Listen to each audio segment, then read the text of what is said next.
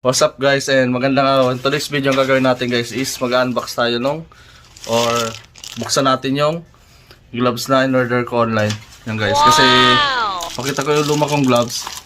Medyo talagang palitan na din. Kaya yun guys, please like, share, subscribe sa aming YouTube channel. And yun, buksan natin guys. Welcome to my channel. Please like and share. Don't forget to subscribe and hit the notification bell for more update videos. At please follow and like our Facebook page, Mary Angeline Permin Vlog. Thank you. Bago natin buksan, pakita ko muna yung gloves na gamit ko. Ito yung isa, Kumini gloves, yung kung anong brand to, na naka carbon fiber yung ano. Yan, tingnan nyo naman guys, itsura niyan, gamit na yan. Kaya nag-decide na din akong palitin. Tapos mayroon akong gamit na Alpanstar na yan, ito talaga subukan, wasak na talaga to. Ito, itatapon na natin to, palitin na din talaga. Kaya umorder ako ng panibagong gloves. So guys, buksan natin tong gloves na in-order ko online. Worth of 600 pesos lang to guys. Pero talagang for safety lang naman. Kasi sanay kasi ako pa gumalis is talaga ako ng gloves. Nagsusot ako ng gloves. Lalong-lalo na pag malayo ang biyahe. Yan guys, ito yung brand ng gloves nito ay Mokoto.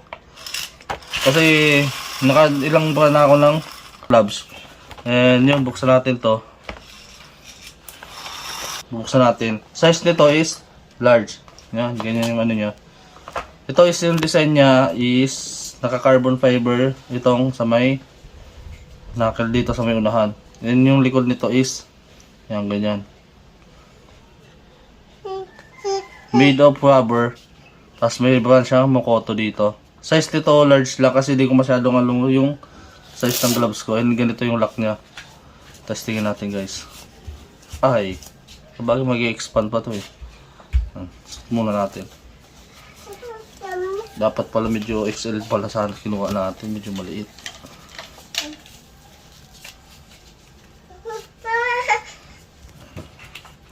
Medyo maliit pala to guys sa atin guys, pero magagamit naman.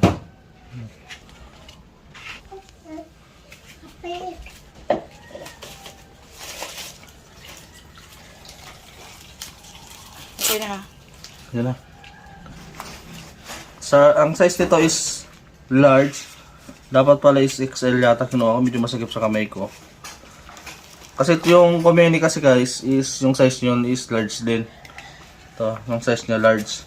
Dapat pala mga XL or double XL. Pero magagamit naman siya, saktong lang, medyo maigpit lang siya konti. Tapos pag nagamit kasi ito guys, pag naluma is mag-e-expand pa naman to.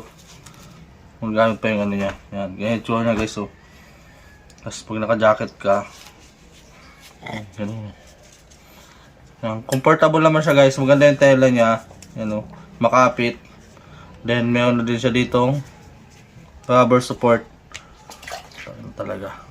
Tapos itong design niya is carbon fiber na may nakalagay na Mokoto. Tapos ito. Yan guys, yan lang naman yung details niya. Yan guys, ito yung details niya. Pakita ko siya.